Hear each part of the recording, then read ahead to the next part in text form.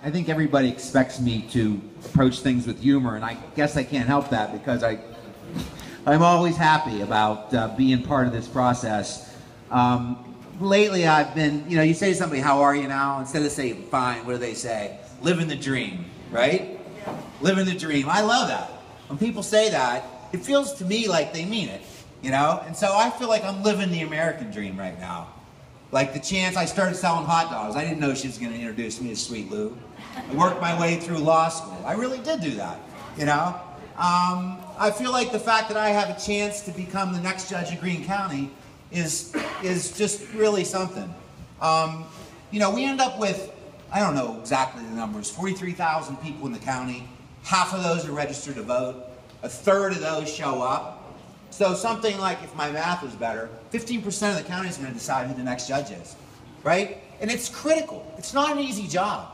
It's nothing that you can just say, I think I can do this job. I think I have the experience for it. I've been doing this job.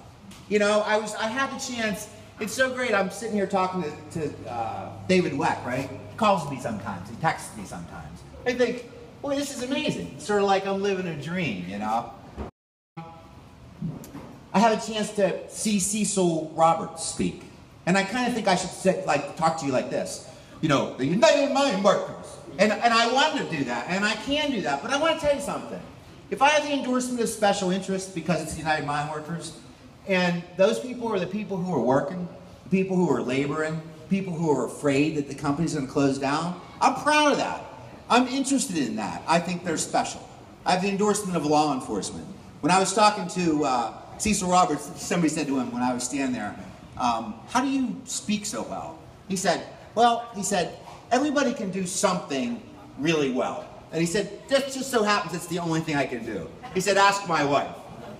And to tell you the truth, I know that when I walk around, I'm fairly common person. I don't always sort of act like I'm a judge. And I think that that's the way you should do it.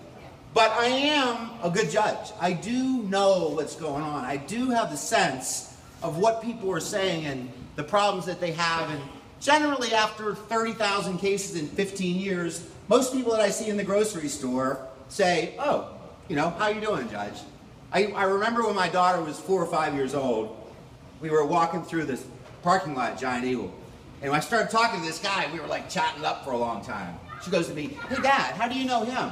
I said, from court, Shug. She goes, did you let him out? She goes, oh, did you let him go? I said, no. I said, he just got out of jail. So if you can catch them at the right time, sometimes they're really happy, Here's the thing we really need to do. It's a big, big job. It's a big, big push. And it really, the same thing that the judge was telling us, we really do need to get out. The fact that you are here, and the fact that we are the people in this room who are then going to decide who governs us is just, to me, remarkable. And if you go out and you talk to your neighbors and you get that vote out, then I'm confident that we can do this together. So I'm here. I think that I'm running against a tremendous family, a tremendous name. Great family. The Judge Terry Grimes and I are the best of friends. It makes it a weird situation for everybody.